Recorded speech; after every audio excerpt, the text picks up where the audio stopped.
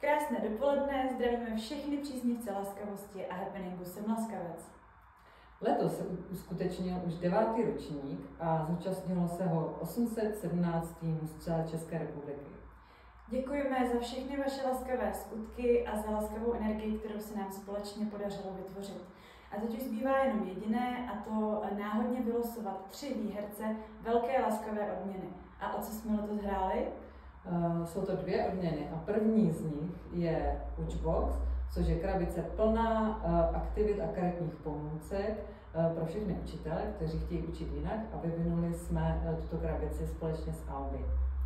A druhou velkou laskavou odměnou je osobní návštěva vypravěče příběhů Martina Haka přímo u vás ve škole. Tak jdeme na to! Prvním výhercem je tým Žižkov ze základní školy TG Masaryka v Poděbradech.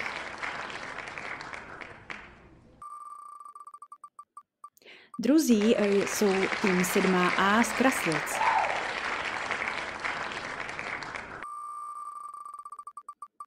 A do třetice je to tým 7ABC ze základní školy Velké Potovice.